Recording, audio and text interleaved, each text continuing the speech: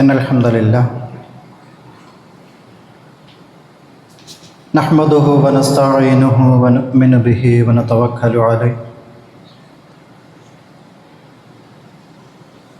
ونعوذ بالله من شرور أنفسنا ومن سيئات أعمالنا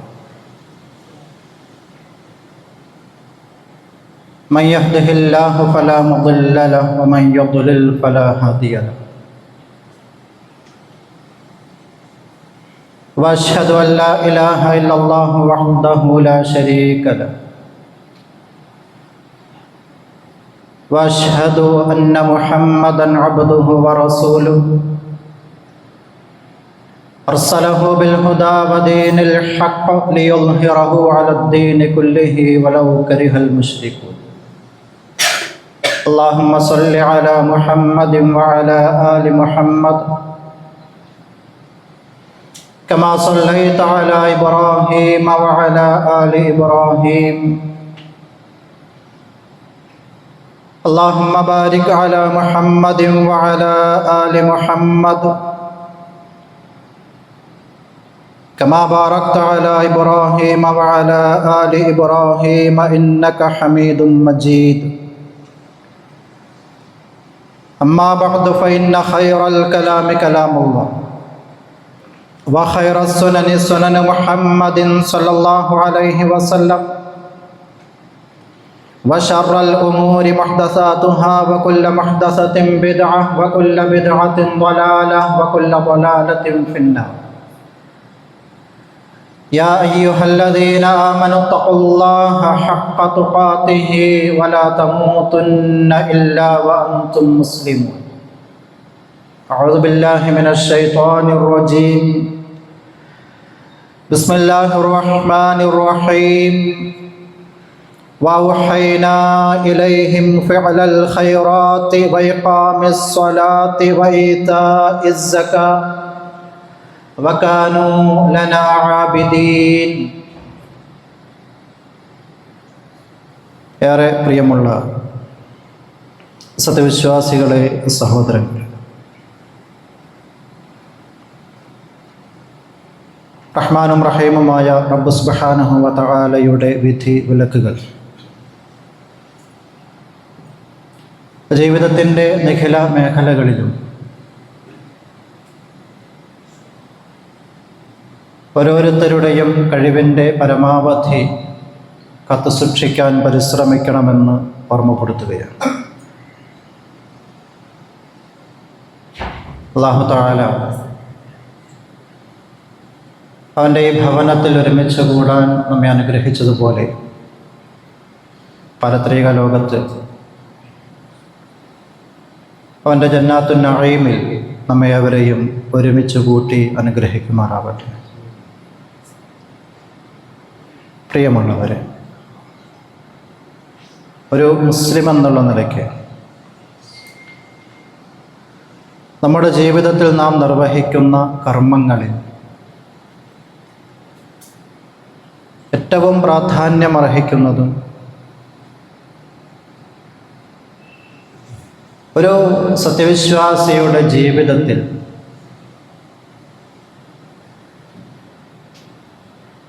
ഒരിക്കലും ഒഴിച്ചുകൂടാൻ പറ്റാത്തതുമായ കർമ്മമാണ് നമസ്കാരമെന്നുള്ളത്. ഓരോ വെള്ളിയാഴ്ചയും ജീവിതത്തിൻ്റെ തിരക്കുകളിൽ നിന്ന് ഈ ഒരു സമയത്ത് നമ്മളിവിടെ ഒരുമിച്ച് കൂടുന്നത് ഒരു നമസ്കാരത്തിൻ്റെ പേരിലാണ്. ആ രൂപത്തിൽ ദിവസത്തിൻ്റെ വ്യത്യസ്ത സമയങ്ങളിൽ നമുക്ക് അല്ലാഹു തആല നിശ്ചയിച്ചു തന്ന ക്രമമനുസരിച്ച് ഓരോ നമസ്കാരവും കണിശമായും കൃത്യമായും നിർവഹിക്കൽ അതൊരു മുസ്ലിമിൻ്റെ ബാധ്യതയാണ് എന്ന് പറഞ്ഞാൽ കുറഞ്ഞു പോകും. അതിനപ്പുറം ഒരു മുസ്ലിമായി തീരുന്നതിന്, മുസ്ലിം എന്നൊരു ഐഡൻറ്റിറ്റി ഇസ്ലാമികമായി അവന് ലഭിക്കുന്നതിന് ഏറ്റവും ബേസിക്കായി വേണ്ട ഒന്നാണ് നമസ്കാരം എന്ന് പറയും. അതിൽ ഉപേക്ഷ വരുത്തുക, ആ കാര്യത്തിൽ ജാഗ്രത കുറവ് സംഭവിക്കുക, അതിൽ അശ്രദ്ധരായി പോവുക. നമസ്കരിക്കുന്നവരാണെങ്കിൽ തന്നെ ആ നമസ്കാരത്തിൽ ശ്രദ്ധിക്കേണ്ടതും സൂക്ഷിക്കേണ്ടതുമായ മര്യാദകൾ അത് നഷ്ടപ്പെടുത്തി നമസ്കരിക്കുക. ഇതെല്ലാം നമ്മുടെ ഭാഗത്ത് നിന്നും സംഭവിക്കുന്ന മാപ്പർഹിക്കാത്ത കുറ്റകൃത്യങ്ങളാണ് എന്ന് അല്ലാഹുവും റസൂലും പഠിപ്പിക്കുന്നുണ്ട്. അതുകൊണ്ട് ആ കാര്യം വളരെ ഗൗരവത്തിൽ തന്നെ നമ്മുടെ ജീവിതത്തോട് ചേർത്ത് നിർത്തി അതിനെക്കുറിച്ചിടയ്ക്ക് ആലോചിക്കുകയും പരിശോധിക്കുകയും ആ കർമ്മം നമ്മളിൽ എന്ത് പരിവർത്തനം വരുത്തുന്നു എന്നതൊക്കെ ചിന്തിക്കുകയും ചെയ്യേണ്ട ആളുകളാണ്. ദൈനംദിന ജീവിതത്തിൽ കടന്നു വരുന്ന പല കാര്യങ്ങളും അത് ഓരോ ദിവസവും പല പ്രാവശ്യം ആവർത്തിച്ചു വരുന്നു എന്നതുകൊണ്ട് തന്നെ അതൊരു ശീലമായി മാറുകയാണ്. ശീലമായി മാറിക്കഴിഞ്ഞാൽ ആ സമയത്ത് അത് നിർവഹിക്കും. ആ കാര്യം ചെയ്തോ നിർവഹിച്ചോ എന്ന് ചോദിച്ചാൽ അത് നിർവഹിച്ചിട്ടുണ്ട്. പക്ഷേ അതിൻ്റെ അന്തസത്തയും ആത്മാവും അറിഞ്ഞ് നിർവഹിക്കേണ്ട രീതിയിലാണോ അത് നിർവഹിച്ചിട്ടുള്ളത് എന്ന് പരിശോധിക്കുമ്പോൾ അവിടെയൊക്കെ ചില പോരായ്മകളും തകരാറുകളും കണ്ടെത്താൻ സാധിക്കുമെന്നുള്ളത് ഒരു യാഥാർത്ഥ്യമാണ്. അല്ലാഹു തആല നമസ്കാരത്തെ വിശുദ്ധ ഖുർആനിലൂടെ ഏറെക്കുറെ അതിൻ്റെ കർമ്മങ്ങളെക്കുറിച്ചും അതിലുപരി അതിൻ്റെ പ്രാധാന്യത്തെക്കുറിച്ചും ഒക്കെ ഓർമ്മപ്പെടുത്തിയിട്ടുണ്ട്. റസൂലുള്ളാഹി സ്വല്ലല്ലാഹു അലൈഹി വസല്ലമ പരലോക വിചാരണയെ പഠിപ്പിച്ചു തരുമ്പോൾ അവിടെ വിചാരണയ്ക്ക് വരുന്ന ഒന്നാമത്തെ ചോദ്യം, കർമ്മങ്ങളുടെ പട്ടികയിൽ ഒന്നാമത്തെ ചോദ്യം നമസ്കാര സംബന്ധിയായിരിക്കും എന്ന് പഠിപ്പിച്ചത് കാണാം. പരിശുദ്ധ ഖുർആനിൽ തന്നെ നമസ്കാരവുമായി ബന്ധപ്പെട്ട് വന്നിട്ടുള്ള പരാമർശങ്ങൾ പരിശോധിക്കുന്നു. നമുക്ക് മനസ്സിലാക്കാവുന്ന ഒരു യാഥാർത്ഥ്യം, ഇത് ഈ ഒരു തലമുറയ്ക്ക് അല്ലെങ്കിൽ ഈ ഒരു സമുദായത്തിന് മാത്രം ഉണ്ടായ ഒന്നല്ല. മുൻകാല പ്രവാചകന്മാർക്കും നമസ്കാരമുണ്ടായിരുന്നു എന്നത് പരിശുദ്ധ ഖുർആൻ വ്യക്തമാക്കി തരുന്നുണ്ട്. വൗഹൈനാ ഇലൈഹിം ഫിഅലൽ ഖൈറാത്തി വഇഖാമിസ് സ്വലാത്തി വഇതാഇസ് സകാത്തി വകാനൂ ലനാ ആബിദീൻ.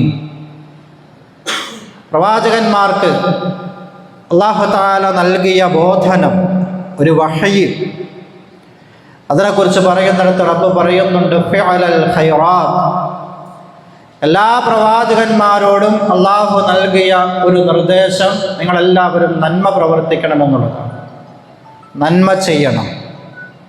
രണ്ടാമതൊന്ന് ഇഖാമിസ് സ്വലാ, നമസ്കാരം നിലനിർത്തണം.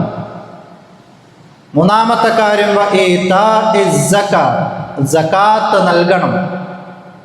ഈ മൂന്ന് വിഷയങ്ങൾ അല്ലാഹു തആല ഓർമ്മപ്പെടുത്തിയിട്ടുണ്ട്. എന്നിട്ട് ആ പ്രവാചകന്മാരെ കുറിച്ച് അല്ലാഹു തആല പറഞ്ഞു വകാനൂ ലനാ ആബിദീൻ. ആ പ്രവാചകന്മാർ അഖിലവും അല്ലാഹുവിനെ ആരാധിക്കുന്നവരായിരുന്നു എന്നാണ് പറഞ്ഞത്. അപ്പോൾ റബ്ബിനെ ആരാധിക്കുന്ന, റബ്ബ് നിശ്ചയിച്ച ഓരോ ജനതയിലേക്കും പ്രവാചകന്മാരായി നിയോഗിച്ച പ്രവാചകന്മാർക്ക് അല്ലാഹു നൽകിയ നിർദ്ദേശങ്ങളിൽ നമസ്കാരം ഉണ്ട് എന്നത് കാണാം. അതതിൻ്റെ ഗൗരവത്തെ ഓർമ്മപ്പെടുത്തുന്നുണ്ട്. ഇബ്രാഹിം നബി അലൈഹിസ്സലാത്തു വസ്സലാമയുടെ ചരിത്രം പറയുന്നിടത്ത് അദ്ദേഹം നിർവഹിച്ച ഒരു ദുആഇനെ കുറിച്ച് അല്ലാഹു തആല പരാമർശിക്കുന്നുണ്ട്. കഅബാലയത്തിൻ്റെ പണി പൂർത്തീകരിച്ചു കഴിഞ്ഞ് ആ പ്രവർത്തനം സ്വീകരിക്കണമെന്ന് പ്രാർത്ഥിച്ചുകൊണ്ട് അല്ലാഹുവിനോട് ഇബ്രാഹിം നബി അലൈഹിസ്സലാം പിന്നീട് പറയുന്നുണ്ട്, റബ്ബി ഇജ്അൽനി മുഖീമസ്സലാ വമിൻ ദുർരിയ്യതി റബ്ബനാ വതഖബ്ബൽ ദുആ. റബ്ബേ, എൻ്റെ രക്ഷിതാവേ, ഇജ്അൽനി, എന്നെ നീ ആക്കണം, മുഖീമസ്സലാ, നമസ്കാരം നിലനിർത്തുന്നവരിൽ ഒരാളായി എന്നെയും നീ മാറ്റണം.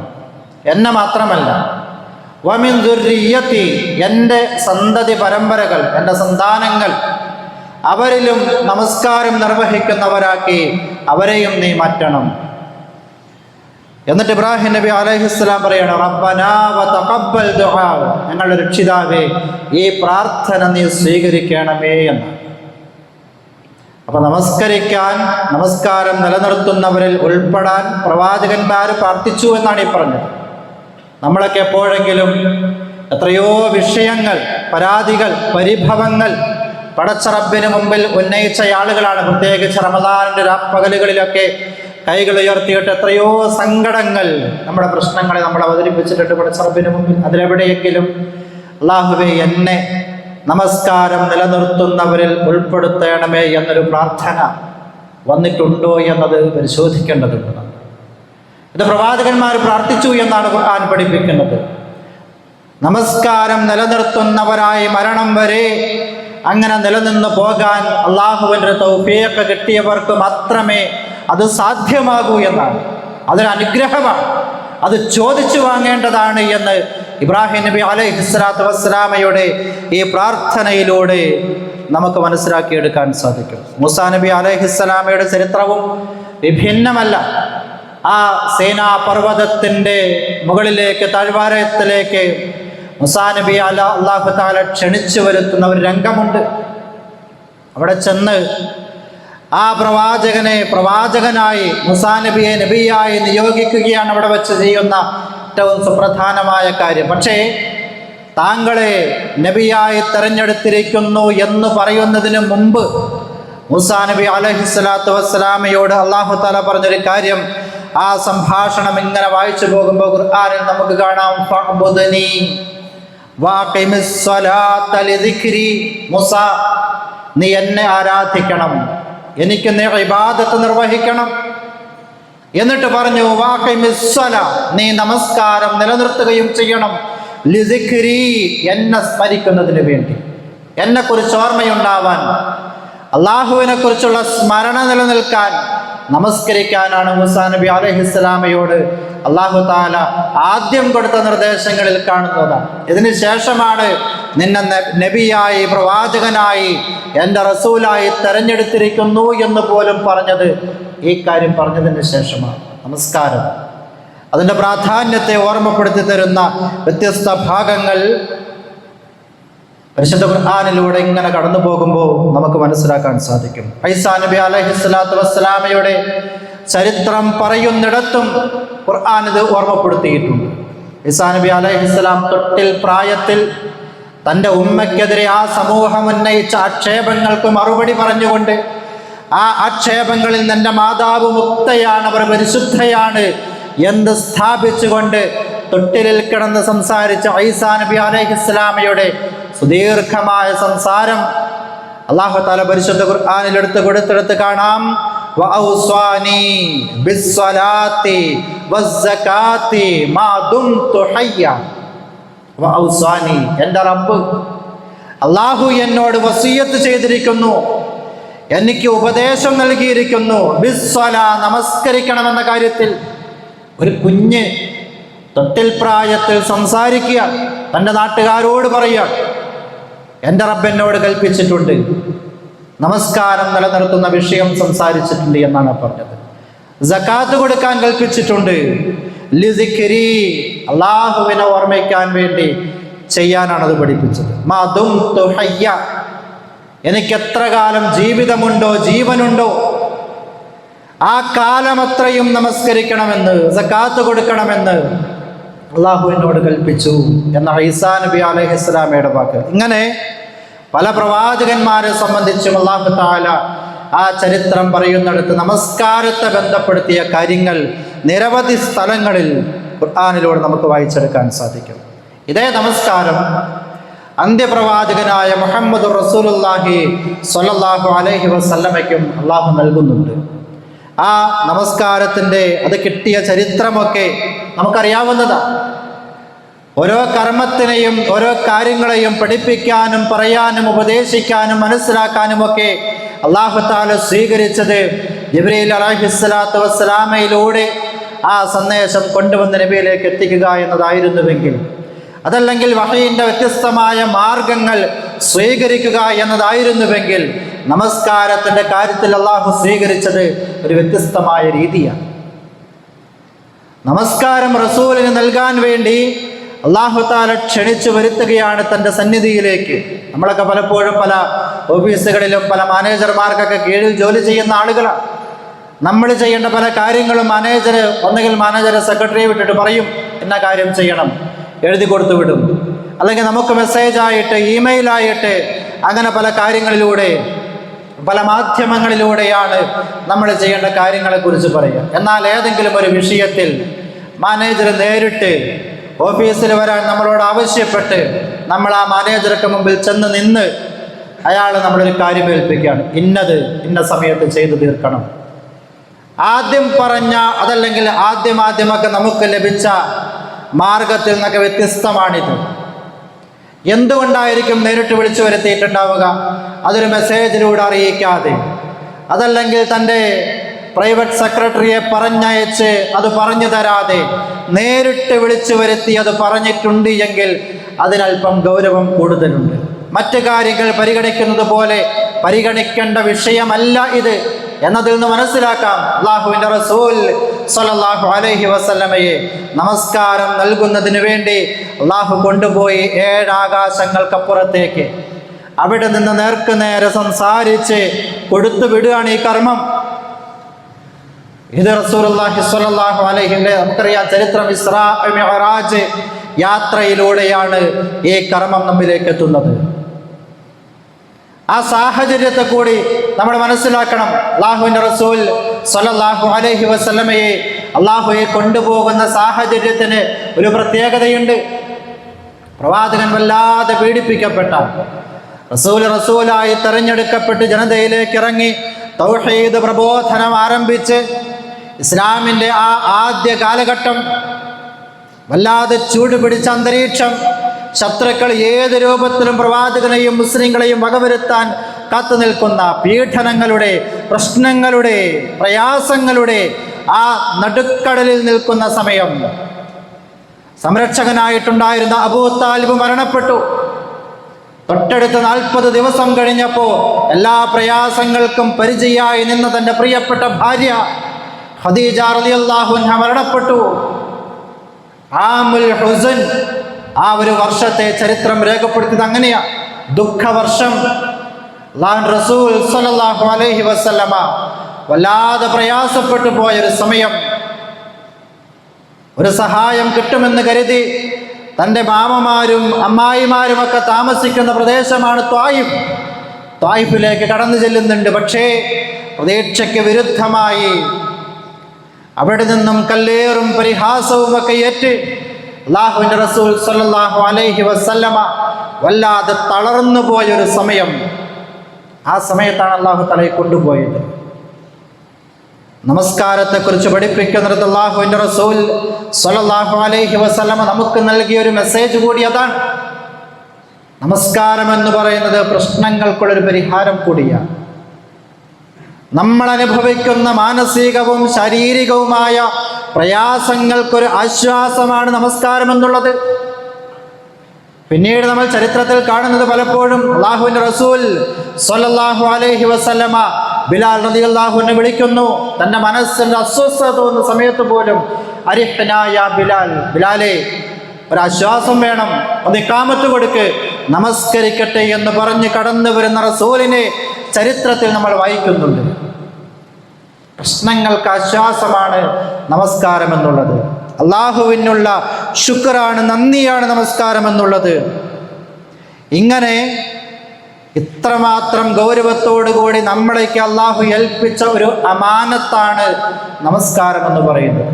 അതിനെ കൃത്യമായി പരിഗണിക്കാനും ആ സമയം നിർവഹിച്ച് അതിനെ കൃത്യമായി നിർവഹിക്കാനും സാധിക്കാതെ പോകുന്നുണ്ട് എങ്കിൽ നമ്മുടെ ജീവിതത്തിൽ നമ്മൾ കാണിക്കുന്ന ഏറ്റവും വലിയ അപരാധവും അക്രമവും അതാണ് എന്നത് വളരെ കൃത്യമായിട്ട് നാം മനസ്സിലാക്കേണ്ടതുണ്ട്. റസൂൽ സ്വല്ലല്ലാഹു അലൈഹി വസല്ലമ നമസ്കാരത്തിൻ്റെ കാര്യത്തിൽ ജാഗ്രത പുലർത്താത്ത, അതിൽ ഹാഫിളുകളല്ലാത്ത, ഹാഫിൾ നമസ്കാരത്തിനോട് ചേർത്ത് വെച്ചുകൊണ്ട് അല്ലാഹു തആല പഠിപ്പിച്ചതാണ്. അവിടെ ഒരു ഹിഫ്ളുണ്ട്, ഹിഫ്ള് എന്ന് പറഞ്ഞാൽ നമ്മളൊക്കെ മനസ്സിലാക്കിയത് പലപ്പോഴും ഖുർആൻ മനഃപ്പാഠമാക്കുന്നതിനാണ് ഹിഫ്ള് എന്ന്. മറ്റൊരു ഹാഫിളിനെ അല്ലാഹു തആല പരിചയപ്പെടുത്തിയത് നമസ്കാരത്തിൻ്റെ കാര്യത്തിലാണ്. അതെന്താണ് ആ ഹാഫിൾ? നമസ്കാരത്തെ, 5 നേരത്തെ നമസ്കാരത്തെ സമയാസമയം കൃത്യമായി അത് പരിഗണിച്ച് ആ സമയത്ത് അത് നിർവഹിക്കുന്ന ആളുകൾ, അവരെയാണ് അല്ലാഹു തആല ഹാഫിളൂൻ എന്ന് പറഞ്ഞത്. നമസ്കാരത്തെ സംരക്ഷിക്കുന്നവർ, അതിനെ നിലനിർത്തുന്നവർ, അതിൻ്റെ കാര്യത്തിൽ എന്തൊക്കെ പഠിപ്പിക്കപ്പെട്ടിട്ടുണ്ടോ അത് മുഴുവനും ആ മര്യാദകൾ പാലിക്കുന്ന ആളുകൾ, ആ രൂപത്തിൽ നമസ്കാരം നിർവഹിക്കുക, അതിനെയാണ് അല്ലാഹു തആല വിശ്വാസികൾക്ക് അമാനത്തായിട്ട് നൽകിയിട്ടുള്ളത്. അതിൻ്റെ ജാഗ്രത കുറവ് നമ്മളെ എവിടെ എത്തിക്കുന്നു എന്ന് ചോദിച്ചാൽ റസൂൽ സ്വല്ലല്ലാഹു അലൈഹി വസല്ലമ പറയുന്നുണ്ട്, നമസ്കാരം അതൊരു അതിർവരമ്പാണ്. നമസ്കാരം എന്നുള്ളത് അതിർവരമ്പാണ്. ആ നമസ്കാരം കൃത്യമായി നമസ്കരിക്കുന്നവനും നമസ്കരിക്കാത്തവനും, അവരെക്കുറിച്ച് അല്ലാഹുവിൻ്റെ റസൂൽ പറഞ്ഞു, അൽ അഹ്ദ് അല്ലദീ ബൈനനാ വബൈനഹും അസ്സലാ ഫമൻ തറകഹാ ഫഖദ് കഫറ. നമുക്കും അവിശ്വാസികൾക്കും ഇടയിലുള്ള വേർതിരിവ്, ഒരു വിശ്വാസിയെയും അവിശ്വാസിയെയും വേർതിരിക്കുന്ന ഘടകമെന്ന് പറയുന്നത് അത് നമസ്കാരമാണ്. ആരെങ്കിലും അതിനെ ഉപേക്ഷിക്കുന്നുവെങ്കിൽ ഫഖദ് കഫറ, അവനിൽ കുഫറുണ്ട്, അവൻ കാഫിറാണ് എന്നാണ് പറഞ്ഞത്. ഏതെങ്കിലും ഒരു കർമ്മം ചെയ്തതിൻ്റെ പേരിൽ, ഒരു കർമ്മം ചെയ്യാത്തതിൻ്റെ പേരിൽ അവൻ കാഫിറാണ് എന്ന് പറയപ്പെട്ടിട്ടില്ല. ഇല്ലസ്വല, നമസ്കാരമല്ലാതെ. വ്യഭിചരിച്ചവനെ പോലും, പലിശ വാങ്ങിയവനെ പോലും, അങ്ങനെ ഇസ്ലാം പഠിപ്പിച്ച മാരകമായ തിന്മകൾ അത് ചെയ്തവരെ കുറിച്ചൊന്നും കാഫിറാണ് അവരെന്ന് പറഞ്ഞിട്ടില്ല. അതല്ലെങ്കിൽ സക്കാത്ത് കൊടുക്കാത്തവൻ, നോമ്പെടുക്കാത്തവൻ, ഹജ്ജ് ചെയ്യാത്തവൻ, അവരെക്കുറിച്ചൊന്നും കാഫിറാണ് എന്ന് പറഞ്ഞില്ല. നമസ്കരിക്കാത്തവൻ കാഫിറാണ് അല്ലാഹു റസൂൽ സ്വല്ലല്ലാഹു അലൈഹി വസല്ലം പഠിപ്പിച്ചു. അത്ര ഗൗരവം ആ വിഷയത്തിലുണ്ട് എന്നുള്ളത് ഈ ഹദീസ് പഠിപ്പിച്ചു തരിക. ഒരു മുഹമ്മദിനെയും മാധവനെയും വേർതിരിക്കുന്ന ഒരു പോയിന്റ് നമസ്കാരമാണ്. അതുണ്ടെങ്കിൽ മുസ്ലിമാണ്, അതില്ലെങ്കിൽ കാഫിറാണ് എന്നാണ് ആ പറഞ്ഞത്. നമ്മുടെയൊക്കെ നമസ്കാരത്തിൻ്റെ രീതിയും ആ വിഷയത്തിൽ നമ്മൾ കാണിക്കുന്ന താല്പര്യവും ഓരോ ദിവസത്തിൻ്റെ, ഓരോ നമസ്കാരത്തിൻ്റെ കാര്യത്തിലുള്ള നമ്മുടെ ഇടപെടലൊക്കെ എത്രത്തോളം ഗൗരവത്തോടു കൂടിയാണ് എന്നുള്ളത് നാം സ്വയം പരിശോധിക്കേണ്ടതുണ്ട്. നമസ്കാരത്തെ ഈമാനിനോട് ചേർത്ത് വെച്ചുകൊണ്ടാണ് അല്ലാഹു തആല പഠിപ്പിച്ചു തന്നിട്ടുള്ളത്. പരിശുദ്ധ ഖുർആനിൽ കിബില മാറ്റവുമായി ബന്ധപ്പെട്ട ആദ്യത്തെ കിബില നമുക്കറിയാം, ജെറൂസലമിലുള്ള ബൈത്തുൽ മുഖദ്ദസാണ്. 16 or 17 മാസക്കാലം മുസ്ലിം സമൂഹം തിരിഞ്ഞ് നമസ്കരിച്ചത് ആ കിബിലയിലേക്കായിരുന്നു. അത് കഴിഞ്ഞിട്ട് കഅബയെ കിബിലയാക്കി നിശ്ചയിക്കപ്പെട്ടു. ആ സമയത്ത് ജൂതന്മാരും ശത്രുക്കളുമൊക്കെ മുസ്ലിങ്ങളോട് പറയാൻ തുടങ്ങി, നിങ്ങൾ കിബില മാറി, നിങ്ങളുടെ കിബില കഅബയായിരുന്നു, നിങ്ങൾ ഇത്രയും കാലം ഈ പറഞ്ഞ ബൈത്തുൽ മുഖദ്ദസിലേക്ക് തിരിഞ്ഞുകൊണ്ട് നിർവഹിച്ച നമസ്കാരങ്ങളൊക്കെ പോയി, അത് നഷ്ടപ്പെട്ടു പോയി എന്ന് പറഞ്ഞിങ്ങനെ ഓരോരോ വസ്വാസുകൾ മുസ്ലിങ്ങൾക്കിടയിൽ ശത്രുക്കൾ ഉണ്ടാക്കാൻ തുടങ്ങി. അത് കേട്ടിട്ട് ചില ആളുകൾക്കൊക്കെ മനസ്സിലിങ്ങനെ ഒരു ചാഞ്ചല്യം, ഒരു സംശയം, പോയോ, ചെയ്തു പോയ നമസ്കാരങ്ങളൊക്കെ പോയോ എന്നുള്ള ആശങ്കയൊക്കെ വന്നപ്പോൾ അല്ലാഹു തആല അതിനെക്കുറിച്ച് സംസാരിച്ചു പരിശുദ്ധ ഖുർആനിലൂടെ.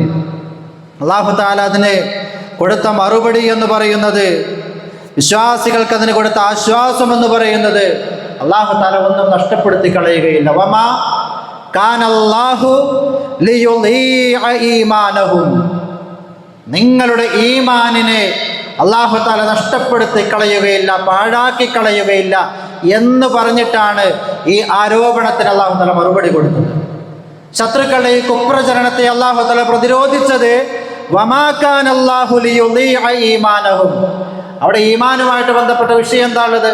ഇവിടെ നമസ്കാരം സ്വീകരിക്കപ്പെട്ടിട്ടില്ല, നിങ്ങളുടെ ഇത്രയും കാലത്ത് നമസ്കാരം പോയി, നഷ്ടമായി എന്ന് പറഞ്ഞപ്പോൾ അതിന് അല്ലാഹു തആല കൊടുത്ത മറുപടിയിലുള്ളത് ഈമാൻ എന്നാണ്. നിങ്ങളുടെ ഈമാനിനെ അല്ലാഹു തആല പാഴാക്കി കളയുകയില്ല എന്നാണ് പറഞ്ഞത്. ആ ഈമാൻ എന്ന പദത്തിന് മുഫസ്സിറുകൾ മുഴുവൻ വ്യാഖ്യാനിച്ചു അസ്സലാ എന്നാണ്, നമസ്കാരം എന്നാണ്. ഈ 17 മാസക്കാലത്ത് നിങ്ങളുടെ നമസ്കാരത്തെ അല്ലാഹു തആല പാഴാക്കി കളയുകയില്ല എന്ന് പറഞ്ഞു കൊടുക്കുകയാണ്. അപ്പോൾ നമസ്കാരത്തെ അല്ലാഹു തആല ചേർത്ത് വെച്ചത് ഈമാനിലേക്കാണ്. അത് ഈമാനിൻ്റെ ഭാഗമാണ്. നമസ്കാരമാണ് ഈമാനിനെ പൂർത്തീകരിക്കുന്നത്. നമസ്കാരമില്ലാത്ത മനുഷ്യൻ്റെ ഈമാനും ഇസ്ലാമും പൂർണ്ണമല്ല എന്ന വസ്തുതയാണ് അല്ലാഹു തആല ഈ ആയത്തിലൂടെ നമുക്ക് പഠിപ്പിച്ചു തരുന്നത്. നോക്കൂ നിങ്ങൾ, പിശാചിൻ്റെ ഇബ്ലീസിൻ്റെ ചരിത്രം ഖുർആൻ പഠിപ്പിച്ചു തരുന്നുണ്ട്. ഒറ്റ ഒരു സുജൂദ് ചെയ്യാൻ വിസമ്മതം പ്രകടിപ്പിച്ചു എന്ന കാരണത്താലാണ് അല്ലാഹു തആല പിശാചിനെ ഭൂമിയിലേക്ക് അട്ടിപ്പായിച്ച് പറഞ്ഞയച്ചത്. ലോകാവസാനം വരെ ശപിക്കപ്പെട്ടവനാക്കി മാറ്റിയത്, റജീം എന്ന് നിശ്ചയിച്ചു കൊടുത്തത് ഒരൊറ്റ സുജൂദ്, അല്ലാഹു പറഞ്ഞ ഒരു സുജൂദ് നിർവഹിക്കാൻ വിസമ്മതിച്ചതിൻ്റെ പേര്. ആ പടച്ചറപ്പാണ് നമ്മളോട് പറഞ്ഞത് ഒരു ദിവസം 5 നേരം നമസ്കരിക്കണമെന്നുള്ളത്. 5 നേരത്തെ നമസ്കാരം ഒരു ദിവസം പാഴാക്കി കളയുന്നൊരു മനുഷ്യൻ 30-ലധികം സുജൂദുകൾ ഒരു ദിവസം നഷ്ടപ്പെടുത്തി കളയുന്നു. ഒറ്റ ഒരു സുജൂദിൻ്റെ പേരിൽ സ്വർഗലോകത്ത് നിന്ന് പിശാച് പുറത്താക്കപ്പെട്ടുവെങ്കിൽ നമ്മുടെയൊക്കെ ജീവിതത്തിൽ എത്ര സുജൂദുകൾ നാം ഒഴിവാക്കിയ നമസ്കാരങ്ങളിലൂടെ നാം നഷ്ടപ്പെടുത്തി എന്ന ഗൗരവമായ ഒരു ആലോചന പ്രിയമുള്ളവരെ നമ്മൾ നടത്തേണ്ടതുണ്ട്. ഒരു നമസ്കാരം ഒഴിവാക്കി കളഞ്ഞാൽ തന്നെ എത്ര സുജൂദുകൾ അവിടെ പോയി, ഗൗരവമായി ചിന്തിക്കേണ്ട വിഷയമാണ്. ആ സ്വർഗലോകത്തേക്ക് ഒരു പ്രവേശനം കിട്ടണമെങ്കിൽ നമസ്കാരം അടിസ്ഥാനമാണ് എന്നത് അള്ളാഹുവിൻ്റെ റസൂൽ സ്വല്ലല്ലാഹു അലൈഹി വസല്ലമ വളരെ ഗൗരവമായിട്ട് പഠിപ്പിച്ചതാണ്. ജീവിതകാലത്ത് മാത്രമല്ല, മരിക്കാൻ കിടക്കുമ്പോൾ വഫാത്തിൻ്റെ സമയത്ത് റൂഹ് ഇങ്ങനെ ശരീരത്തിൽ നിന്നും വിട്ടുപോകുന്ന നേരത്ത് പോലും അള്ളാഹുവിൻ്റെ റസൂൽ സ്വല്ലല്ലാഹു അലൈഹി വസല്ലമയുടെ തിരുചുണ്ടുകൾ മന്ത്രിച്ചത് ഈ ഉമ്മത്തിലെ നമസ്കാരത്തെ ഓർമ്മപ്പെടുത്തുന്ന കാര്യത്തിലാണ്. അത്രമാത്രം പ്രാധാന്യം അള്ളാഹുവിൻ്റെ റസൂൽ ആ വിഷയത്തിൽ കണ്ടിട്ടുണ്ട്. ഉമർ റളിയല്ലാഹു അൻഹു പള്ളിയിലേക്ക് വരുമ്പോൾ സുബഹി നമസ്കാരത്തിൻ്റെ ജമാഅത്തിന് നേതൃത്വം കൊടുക്കാൻ വരുമ്പോഴാണ് കുത്തേറ്റ് വീഴുന്നത്. അങ്ങനെ കുത്തേറ്റ് വീണ് ശരീരത്തിൽ നിന്ന് രക്തം ധാരധാരയായി ഒഴുകിക്കൊണ്ടിരിക്കുന്ന സമയത്ത് കുറച്ച് സമയത്തേക്ക് ബോധം നഷ്ടമായി. ആ ബോധം നഷ്ടമായിട്ട് പിന്നീട് അദ്ദേഹത്തിന് ബോധം തിരിച്ചു കിട്ടുമ്പോൾ ചുറ്റും നിൽക്കുന്ന ആളുകളോട് അദ്ദേഹം ആവശ്യപ്പെട്ടത് കുറച്ച് വെള്ളം വേണമെന്നാണ്. കുടിക്കാൻ വേണ്ടിയിട്ടാണ് എന്ന് വിചാരിച്ച് സഹാബത്ത് വളരെ വേഗത്തിൽ വെള്ളം കൊണ്ടുവന്ന് കൊടുത്തപ്പോൾ ഉമർ റളിയല്ലാഹു അൻഹു അതുകൊണ്ട് ചെയ്തത് വുളൂ ചെയ്യാൻ. എന്നിട്ട് നമസ്കരിക്കാൻ വേണ്ടി വന്ന തനിക്ക് ആ നമസ്കാരം സാധ്യമാകാതിരുന്ന സുബഹി നമസ്കാരം അത് അദ്ദേഹം നിർവഹിക്കുക. സുബഹി നമസ്കാരം നിർവഹിച്ചതിന് ശേഷം അദ്ദേഹം പറഞ്ഞൊരു വാക്ക് ചരിത്രത്തിൽ നമുക്ക് കാണാൻ സാധിക്കും. അസ്വലാ, നമസ്കാരത്തിൻ്റെ കാര്യത്തിൽ ജാഗ്രത വേണം. ഫഇന്നഹു ലാ ഹല്ല ഫിൽ ഇസ്ലാമി ലിമൻ തറക അസ്വലാ, നമസ്കാരം ഉപേക്ഷിക്കുന്നവർക്ക്, നമസ്കാരം ഒഴിവാക്കുന്നവർക്ക് ഇസ്ലാമിൽ ഒരു ഷെയറും ഇല്ല എന്ന. ലാ ഹല്ല ഫിൽ ഇസ്ലാം, ഹല്ല് എന്ന് പറഞ്ഞാൽ വിഹിതം, ഷെയർ, നമുക്കൊക്കെ ഒരു വിഹിതമുണ്ട് എന്നാണ് നമ്മുടെ വിചാരം. ഇസ്ലാമിൽ നമ്മളൊക്കെ ഇതിലൊരു ഭാഗമാണ് എന്ന് നമുക്കൊരു ധാരണയുണ്ട്. ആ ധാരണ ശരിയാകണമെങ്കിൽ നമസ്കാരത്തിൻ്റെ കാര്യത്തിൽ ശ്രദ്ധിക്കണമെന്നത് തൻ്റെ അവസാന വസിയ്യത്തായി മഹാനായ ഉമർ റളിയല്ലാഹു അൻഹു നൽകിയിട്ടുണ്ട് എങ്കിൽ ആ ഒരു ഓർമ്മ പ്രിയമുള്ളവരെ നമ്മുടെ ജീവിതത്തിൽ വേണം. നരകത്തിലേക്ക് എത്തിയ ആളുകൾ, അവിടെ നടക്കുന്ന സംഭാഷണങ്ങൾ, അവരുടെ ഖേദപ്രകടനങ്ങൾ, ഇതെല്ലാം ഖുർആൻ സവിസ്തരം പ്രതിപാദിച്ചിട്ടുണ്ട്. അക്കൂട്ടത്തിൽ നരകക്കാരോടൊരു ചോദ്യമുണ്ട്, എങ്ങനെ നിങ്ങൾ നരകത്തിൽ എത്തി എന്നുള്ളത്. വമാ സലകകും ഫീ സഖർ, നരകത്തിൻ്റെ ഒരു ചെരിവ് സഖർ എന്ന പേരിൽ രേഖപ്പെടുത്തപ്പെട്ട, ആ പേരിൽ പരിചയപ്പെടുത്തപ്പെട്ട ഒരു ഭാഗം, അതിലേക്ക് എത്തിയ ആളുകളോട് ബാക്കിയുള്ളവർ ചോദിക്കുന്നുണ്ട്, എന്താണ് നിങ്ങളെ ഈ സഖർ എന്ന നരകത്തിലേക്ക് പ്രവേശിപ്പിച്ചത്? അവർ പല കാരണങ്ങൾ പറയുന്നുണ്ട്. അതിൽ ഒന്നാമത്തെ കാരണം മാ കുന്ന ഖാലു ലം നകു മിനൽ മുസല്ലീൻ, അവർ പറയാം ലം നകു മിനൽ മുസല്ലീൻ. ആദ്യം പറഞ്ഞ കാരണം അതാ, ഞങ്ങൾ നമസ്കാരത്തിൻ്റെ കാര്യത്തിൽ ശ്രദ്ധിച്ചിരുന്നില്ല എന്നതാണ്. നമസ്കാരത്തിൻ്റെ കാര്യത്തിലുള്ള അശ്രദ്ധ അവരെ എത്തിച്ചത് നരകത്തിൻ്റെ സഖർ എന്ന ചെരുവിലേക്കാണ് എങ്കിൽ പ്രിയമുള്ളവരെ, നാം ഓരോരുത്തരും നമ്മളെക്കുറിച്ച്, നമ്മുടെ നമസ്കാരങ്ങളെക്കുറിച്ച്, ആ വിഷയത്തിൽ നാം കാണിക്കുന്ന ജാഗ്രതയെക്കുറിച്ച് കൃത്യമായി പരിശോധിക്കേണ്ടതുണ്ട് എന്നത് നമുക്ക് വീണ്ടും വീണ്ടും ഓർമ്മപ്പെടുത്തി തരികയാണ്. ഈ ആയത്ത്, പരിശുദ്ധ ഖുർആൻ നമുക്കറിയാം, നമസ്കാരത്തിൻ്റെ സമയം നിശ്ചയിക്കപ്പെട്ടതാണ് എന്ന് അള്ളാഹു പറഞ്ഞതാ. അതിൻ്റെ സമയം നിശ്ചയിക്കപ്പെട്ടതാണ്. യാ അയ്യുഹല്ലദീന ആമനു ഇന്ന സ്വലാത്ത കിതാബൻ മൗഖൂത എന്നാണ്. കിതാബൻ മൗഖൂത, അത് സമയം നിർണയിക്കപ്പെട്ടതാണ്. നമുക്ക് തോന്നും പോലെയല്ല, അള്ളാഹു നിശ്ചയിച്ച സമയമാണ് അതിനുള്ളത്. ആ സമയത്ത് അത് നിർവഹിക്കുക എന്നത്. നമ്മളൊരു ഡോക്ടറെ കാണാൻ ചെന്നു, ഡോക്ടർ പരിശോധിച്ചു, രോഗം നിർണയിച്ചു, എന്നിട്ട് ഡോക്ടർ മരുന്നെഴുതും. മരുന്നെഴുതിയിട്ട് ആ കവർ ഇങ്ങനെ നോക്കിയാൽ കാണാം 1 വീതം 3 നേരം, അതല്ലെങ്കിൽ 2 നേരം എന്നൊക്കെ പറഞ്ഞ് അതിൻ്റെ നേരമടക്കം എഴുതിയ കവറുകൾ നമ്മൾ കണ്ടിട്ടുണ്ട്. ആ മരുന്ന് കൃത്യമായി അതുപോലെ നമ്മൾ കഴിക്കും. അതാത് നേരത്ത്, എല്ലാ നേരത്തെയും കൂടി ഏതെങ്കിലും ഒരു നേരത്ത് കഴിക്കുകയല്ല ചെയ്യുന്നത്. കാരണം അതിന് ഫലമുണ്ടാവണമെന്ന് നമ്മൾ ആഗ്രഹിക്കുന്നുണ്ട്. ആ രോഗം മാറണമെന്ന് നമുക്ക് ബോധ്യമുണ്ട്. അതുകൊണ്ട് ആ കാര്യത്തിൽ കണിശത പാലിക്കും നമ്മൾ.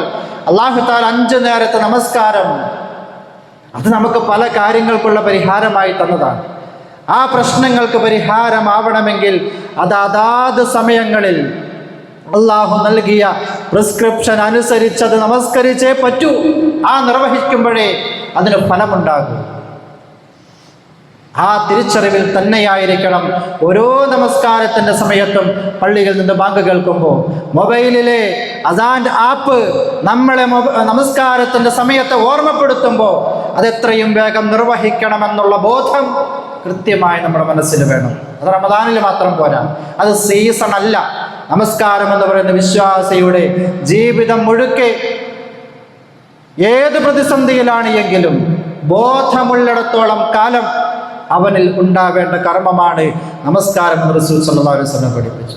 ആ ഗൗരവത്തിൽ തന്നെ അതിനെ കാണാനും മനസ്സിലാക്കാനും ആ തിരിച്ചറിവോട് കൂടി അത് നിർവഹിക്കാനും സാധിക്കണം. ഫുട്ബോളിൻ്റെ ഒരു മാമാങ്കത്തിന് തുടക്കം കുറിക്കപ്പെട്ടിരിക്കുകയാണ്. ഇവിടെ നമ്മൾ ആലോചിച്ചാൽ നമ്മുടെ യുവസമൂഹത്തിന്, ചെറുപ്പക്കാർക്ക് എന്ന് വേണ്ട പ്രായഭേദമന്യേ ഏവർക്കും ഈ ഒരു വിഷയത്തിൽ നഷ്ടപ്പെടാൻ ഏറെ സാധ്യതയുള്ളത് സമയാസമയത്തുള്ള നമസ്കാരമാണ്. കളി കാണണ്ടെന്നല്ല പറഞ്ഞത്, അതിനൊക്കെ ഒരു സമയം, അതിനിടയിൽ നമസ്കാരങ്ങൾ നഷ്ടപ്പെട്ടു പോകുന്നതിന്, ആ കാരണങ്ങൾ കൊണ്ട് നമസ്കാരത്തിൽ വീഴ്ച സംഭവിക്കുന്നതിന് ജാഗ്രതയോടെ കാണണമെന്നാണ് സൂചിപ്പിക്കാനുള്ളത്. ഏത് രംഗത്താണ് എങ്കിലും നമസ്കാരം എന്ന് പറയുന്നത്, നമസ്കാരം നിങ്ങൾക്ക് സമയം നിശ്ചയിക്കപ്പെട്ട ഇന്ന സ്വലാത്ത കാനത് അലൽ മുഅ്മിനീന കിതാബൻ മൗഖൂത എന്ന ആയത്ത് അവതരിപ്പിക്കപ്പെടുന്നത് യുദ്ധ പശ്ചാത്തലത്തിലാണ്. യുദ്ധം നടന്നുകൊണ്ടിരിക്കുകയാണ്. യുദ്ധസമയത്ത് നിങ്ങൾക്ക് നമസ്കാരത്തിന് സമയമുണ്ട് എന്ന് അള്ളാഹു ഓർമ്മപ്പെടുത്തി കൊടുക്കുകയാണ്. യുദ്ധസമയത്ത് പോലും സമയം പാലിച്ച് നിർവഹിക്കേണ്ട കർമ്മമാണ് നമസ്കാരമെങ്കിൽ പ്രിയമുള്ളവരെ, നമ്മുടെയൊക്കെ നിസ്സാരമായ ന്യായങ്ങൾ പറഞ്ഞ് ഓരോ സമയത്ത് മാറ്റിവെച്ച് ആ നമസ്കാരങ്ങൾക്ക് ഒരുപക്ഷെ ഒന്നിച്ച് ഖളാ ഒക്കെ വീട്ടുന്ന ഉമ്മമാരും പെങ്ങന്മാരും സഹോദരിമാരും സഹോദരന്മാരും ഒക്കെ നമ്മുടെ സമൂഹത്തിലുണ്ട്. നമ്മൾ ഗൗരവത്തിൽ തിരിച്ചറിയണം.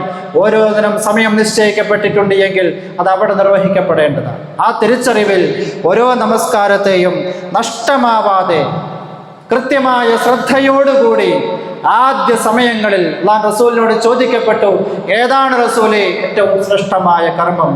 അല്ലാഹു റസൂൽ പറഞ്ഞ മറുപടിയിൽ ഒന്ന് അസ്സലാത്തു ഫീ വഖ്തിഹാ ഫീ അവ്വലി വഖ്തിഹാ എന്ന മറ്റൊരു റിപ്പോർട്ടിൽ കാണാം.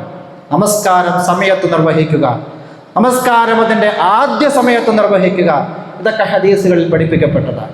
ആ രൂപത്തിൽ നമസ്കാരത്തെക്കുറിച്ച് മനസ്സിലാക്കി നമ്മുടെ ഈമാനും ഇസ്ലാമും നമ്മളിൽ നിലനിർത്തുന്ന കർമ്മമാണ് നമസ്കാരം എന്നുള്ള ബോധ്യത്തോടു കൂടി ആ രൂപത്തിൽ അതിനെ നിർവഹിക്കാനും നിലനിർത്താനും നമ്മൾ ഓരോരുത്തരും പരിശ്രമിക്കേണ്ടതുണ്ട്. അല്ലാഹു റബ്ബുൽ ഇസ്സത്ത് നമ്മെ ഏവരെയും അനുഗ്രഹിക്കുമാറാവട്ടെ. അഖൂലു ഖൗലി ഹാദാ വഅസ്തഗ്ഫിറുല്ലാഹ ലി വലക്കും വസ്തഗ്ഫിറു ഇന്നഹു ഹുവൽ ഗഫൂറുർ റഹീം.